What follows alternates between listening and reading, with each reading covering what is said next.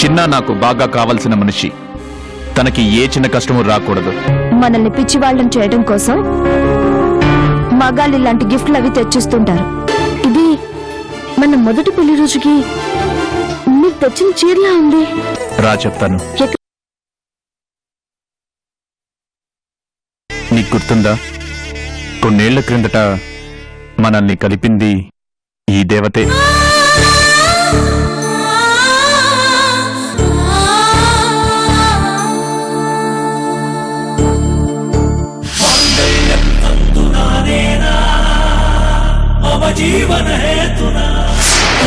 ఒకరంటే ఒకరికి కోపం, ఒకరి మీద ఒకరికి పంతం. గిల్లి కజ్జాలతో కొట్టుకునే మనల్ని బలవంతంగా ఒకటి చేసి విడదీయలేని బంధం ఏర్పరిచింది ఇదిగో ఈ తల్లే.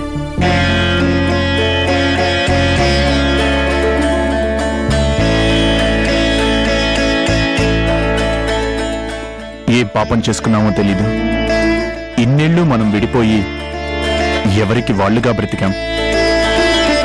ఏ జంటకి ఏ అన్యాయం చేశామో తెలీదు.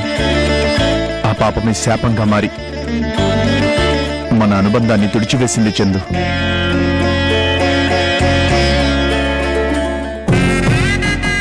కానీ మన జీవితం మొదలైంది మాత్రం ఇక్కడే.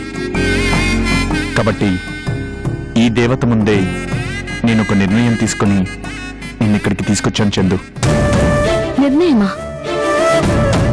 ఏంటండి అది? ఆ రోజు ఆ లోయలో జరిగిన ప్రమాదంలో నువ్వు కాలి బూడిదైపోయావని కుమిలిపోయాను. ఆ కన్నీటి లోతు ఇంకా నా మనసులో నుంచి ఆరిపోలేదు చందు. రూపం మార్చుకుని ఇన్నేళ్ళు నాకు దూరంగా బ్రతికావు. నీ రూపం మారినా మన ప్రేమ మారలేదు అని ఈ దేవత సాక్షిగా మన ప్రేమకు ఒక విలువైన గుర్తింపునివ్వాలనుకుంటున్నాను చందు.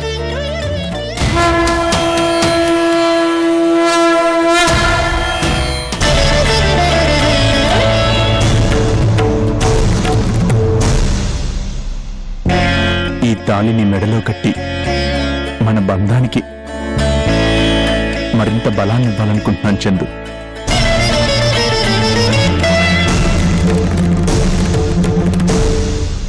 మనం ఏ శక్తి విడదీయకూడదని ఈ దేవత సాక్షిగా ఈ తాళి కట్టాలనుకుంటున్నాను. ఏమండి? ఆ రోజు జరిగిన ప్రమాదం చందుని కరుణగా మార్చింది. ఈరోజు నేను కట్టబోయే ఈ తాళి నిన్ను తిరిగి చందుని చేస్తుంది. నా భార్యగా నీ ఉనికికి ఒక గుర్తింపునిస్తుంది. నా మనసుకి ఆనందాన్ని, మన అనుబంధానికి ఒక విలువనిస్తుంది చందు.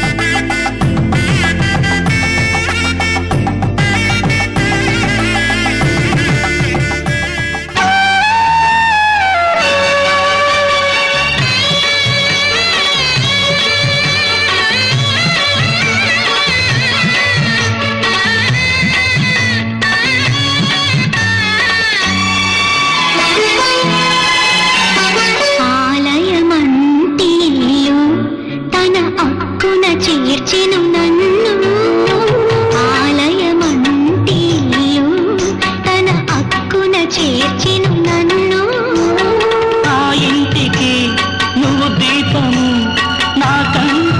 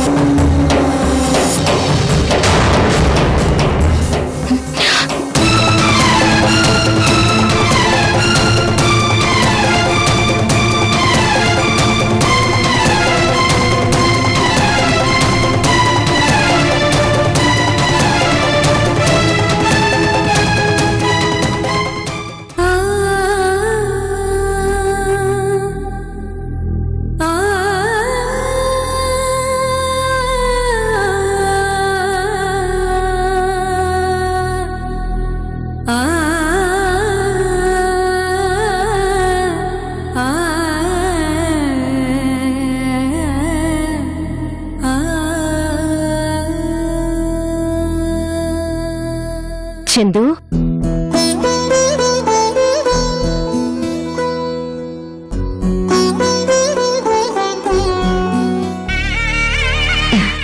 ఏంటి చందు, ఏంటి విశేషం? చీర చాలా బాగుంది. ఎక్కడికి వెళ్ళొస్తున్నావేంటి? గుడికి వెళ్ళొస్తున్నాను ఆంటీ. గుడికా? అవునంటీ.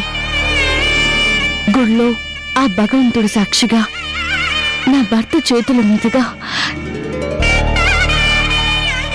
ఈ తాళి కట్టించుకున్నాను.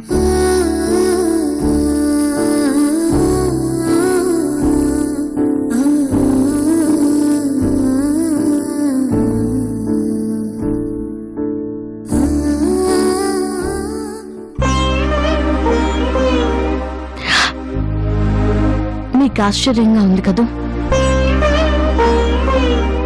ఎప్పుడూ ఆయన చేత తాళి కట్టించుకున్న దానివి మరోసారి ఎందుకు తాళి కట్టించుకున్నావనే కదా మీ ఆలోచన? అవును. ఆ రోజు అనుకోకుండా ఆయన నా మెడలో తాళి కట్టారు. నా పొగరు అంచడం కోసం నా మెడలో బలవంతంగా 3 ముళ్ళు వేశారు. ఆ బంధం బలపడే లోపే మా అనుబంధం తెగిపోయింది. మనసులు కలిసినా మనుషులను దూరం అయిపోయాం. ఈ జన్మకు మళ్ళీ కలిసే అవకాశం లేదు. కానీ మరో జన్మలో కూడా నేను ఆయన భార్యను కావాలి అని ఆ దేవుడు ముందు తాళి కట్టారు. 7 జన్మల బంధం అంటారు కదా ఆంటీ. ఒక జన్మలో ఎలాగో ఎవరికి వాళ్ళమైపోయాం. మిగిలిన 6 జన్మలైనా ఒకరికి ఒకరిగా కలిసి బతకాలి అన్న ఆశ ఆంటీ. మీ బంధం ఎప్పటికీ విడిపోదమ్మా. అది శాశ్వతమైన బంధం. ఏ జన్మలో అయినా మీరు భార్యాభర్తలే. మీది ఆ భగవంతుడు కలిపిన బంధం. మనుషులు వేరైనా మనసులు వేరు కావు. మమతలు చెరిగిపోవు. అంత గొప్ప అనుబంధం అమ్మా మీది. కానీ నా బాధ అంతా ఒక్కటే ఆంటీ. అమృతకి ఎక్కడ అన్యాయం జరుగుతుందోనని తను మమ్మల్ని ఎంతగానో అపార్థం చేసుకుంది.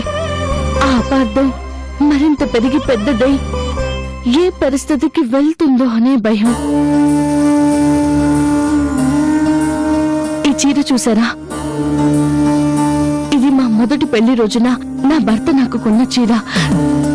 నాకు చాలా ఇష్టమైన చీర. చీర నేను కట్టుకోవడం అమృత చూసేసింది ఆంటీ. బహుశా గుర్తుపట్టిందేమో అని నాకు అనుమానంగా ఉంది. అలాంటి చీర ఇంకెక్కడా ఉండదా ఏంటి? నువ్వే అనవసరంగా ఏవేవో అనుమానాలు పెట్టుకుంటున్నావు. లేదాంటీ, నన్ను చూడగానే అమృత మొహంలో అనుమానం చాలా స్పష్టంగా కనిపించింది. ఆ చూపులోనే ఎన్నో అనుమానాలు, ఎన్నో ప్రశ్నలు నా మనసును తాకాయి.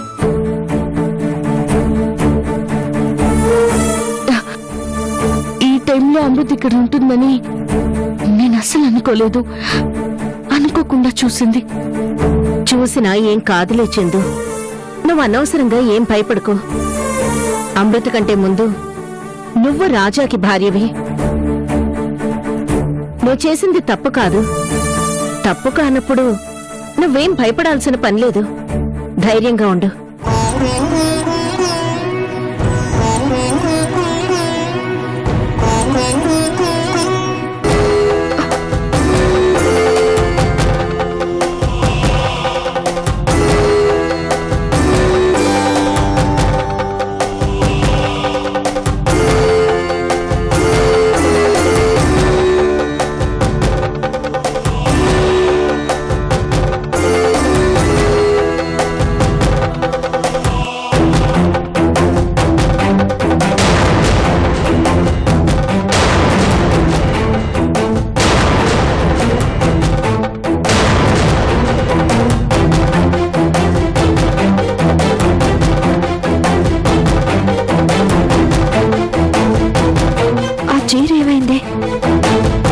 కనిపించట్లేదు.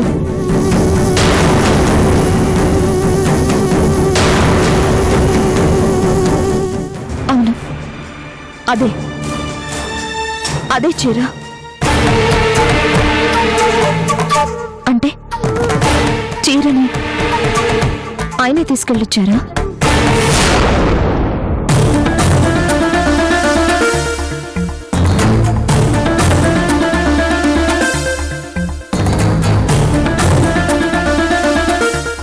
ఆగండి. చందు చీరల్లో ఒక చీర కనిపించట్లేదు. ఆ చీర చందు మొదటి పెళ్లి రోజున మీరు గిఫ్ట్ గా కొన్న చీర. అదే చీరను ఈ రోజు కరుణ కట్టుకుంది. ఒకే రంగు చీరలు ఉండకూడదు అని రూల్ ఏం లేదు కదా. అయితే ఈ ఇంట్లో ఉండాల్సిన చీర ఏమైంది? మీ మౌనమే సమాధానం చెప్తుందండి. మీరే వెళ్ళి ఆ చీర కరుణకిచ్చారని. ఏది నేనివ్వలేదు అని నా కళ్ళల్లోకి చూసి చెప్పండి. ఏంటి నీ గోల అమృత? నాది గోల. మరి మీరు చేస్తున్న లీలల్ని ఏమనాలి? ఇప్పటి వరకు నన్ను ఒక్కదాన్ని మీరు మోసం చేస్తున్నారనుకున్నాను. కానీ చందును కూడా మోసం చేస్తున్నారని నాకు ఇప్పుడే అర్థమైంది. ఇదే నా ప్రేమంటే. చందు అంటే ప్రాణం ఉన్నారు. చందుని జీవితంలో మర్చిపోనని పెద్ద పెద్ద మాటలు చెప్పారు. కానీ చివరికేం చేశారు? చందు జ్ఞాపకంగా ఉన్న ఆ చీరను తీసుకెళ్లి బహుమతిగా బజారు మనిషికిస్తారా? అమృత, ఏ దాన్ని బజారు మనిషి అన్నానని కోపం వచ్చిందా? అలాంటప్పుడు మీ ప్రవర్తనను చూసి నాకెంత కోపం రావాలి?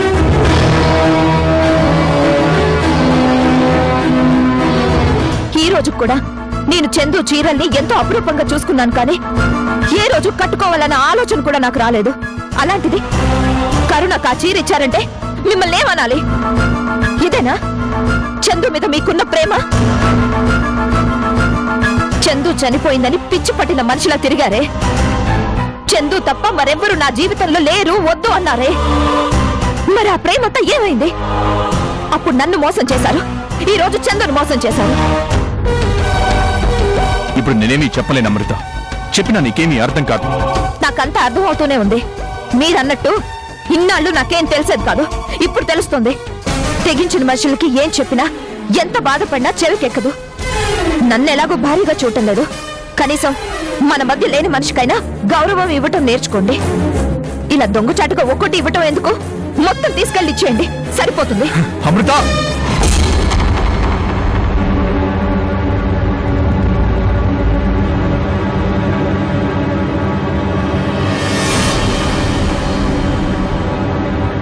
ఏమైంది మమ్మీ? ఏమవుతుంది? అంతా నా కర్మ. ఏ జన్మలో ఏ పాపం చేశాను, ఈ జన్మలో అనుభవిస్తున్నాను. చిచ్చి!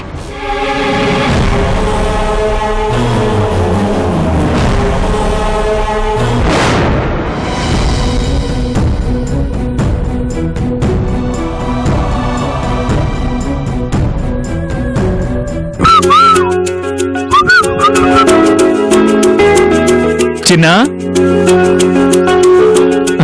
చిన్నా చిన్నా, ఎక్కడికి వెళ్ళావురా? చెప్పబట్టకుండా ఎక్కడికి వెళ్ళొచ్చు? లక్ష్మి దగ్గరికి వెళ్ళాను రా. సర్లే పద, బయటకు వెళ్ళొద్దాం. రే, లక్ష్మికి ఒంట్లో బాగలేదురా. ఏమైంది? పాపం జ్వరంతో అలానే పడుకోనుంది. అవునా? మరి హాస్పిటల్కి తీసుకెళ్ళకపోయావా? ఆవిడ నా మాట ఎందుకుంటుంది? నీకంటే మొండిది కదా, అందుకని అలా వదిలేసి వచ్చేస్తే ఎలారా?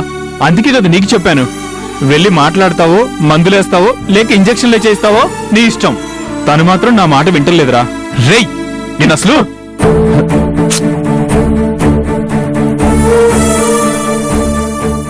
భార్గవి గారు, నాకు కొంచెం చిన్న పని ఉంది, నేను రేపు వస్తాను. అవును, చాలా అర్జెంట్ పని, నేను వెళ్ళి తీరాలి. అలాగే రేపండు నువ్వు వెళ్ళి ఫ్రూట్స్ బ్రెడ్ తీసుకుని లక్ష్మి ఇంటికి వచ్చి, నేను ముందు వెళ్తాను.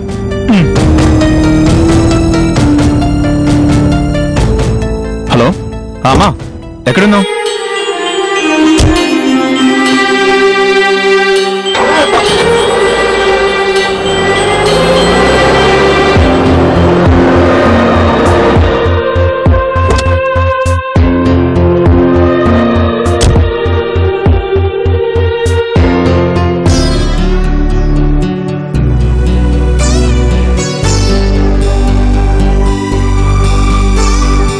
లక్ష్మి, లక్ష్మి,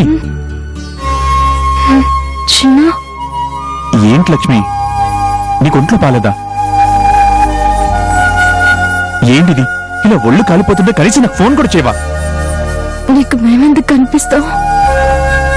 ఎందుకు కనిపించావు? అయినా ఏంటి కొత్తగా మాట్లాడుతున్నావు? నీకు ఒంట్లో బాలేదన్న విషయం పండు చెప్పేంత వరకు నాకు తెలియదు. నువ్వైనా ఒకసారి ఫోన్ చేయొచ్చు కదా. నువ్వు చాలా బిజీ కదా, నిన్ను ఇబ్బంది పెట్టడం ఎందుకని నేనే ఫోన్ చేయలేదు. ఇబ్బంది పెడతామా? ఏంటి లక్ష్మి ఇలా మాట్లాడుతున్నావు? నాకు ఇబ్బంది అంటావు, నేనెందుకు కనిపిస్తానంటావు, బిజీ అంటావు. అసలు ఏమైంది నీకు? నేనెంత బిజీ అయినా నిన్ను పట్టించుకోలేనంత బిజీ కాదులే.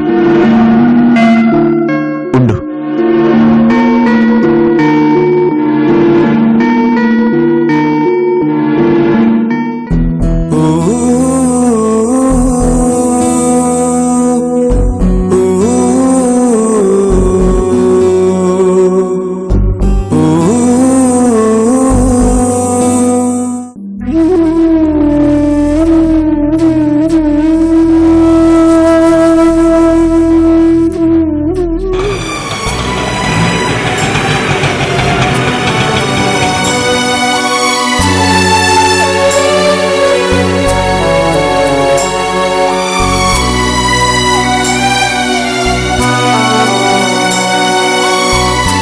చిన్న, రామా చూడు.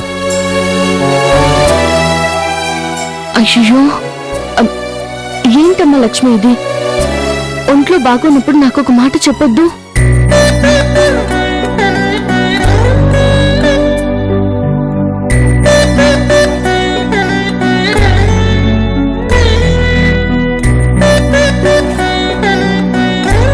నీకేంటమ్మా, తను నాకే చెప్పలేదు. పండుగడు అటు ఇటు తిరుగుతుంటాడు కదా, వాడు చూసి చెప్పేంత వరకు నాకు తెలీదు.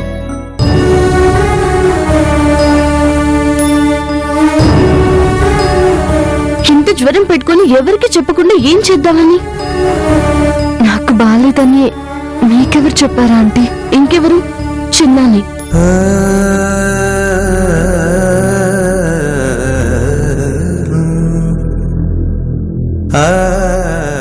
పండు చెప్పగానే వెంటనే నాకు ఫోన్ చేసి రమ్మని చెప్పి తను ముందుగా వచ్చాడు.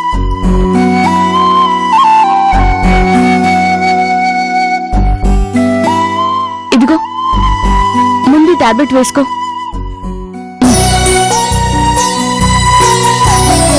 అమ్మా,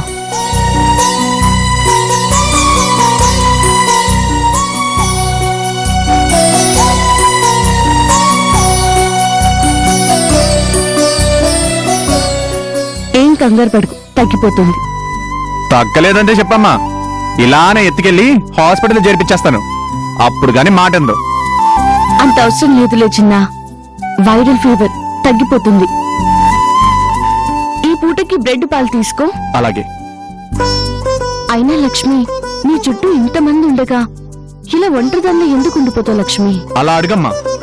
నాకెందుకు ఫోన్ చేయలేదు అంటే నువ్వు బిజీ కదా, అది కదా, ఇది కదా అంటుంది. చూడు లక్ష్మి, నువ్వు ఇంకెప్పుడు ఇలా ఒంటరిని అనుకోవద్దు. మనమందరం ఆత్మీయులు, ఒకరికొకరం కావాల్సిన వాళ్ళం. అర్థమైందా? ఏదైనా అవసరమైతే నాకు ఫోన్ చేయి, వస్తాను. చిన్న, నేను బయలుదేరుతాను. అలాగే. లక్ష్మి, అమ్మ చెప్పినట్టు రెస్ట్ తీసుకో. నేను మళ్ళీ వచ్చి కలుస్తాను.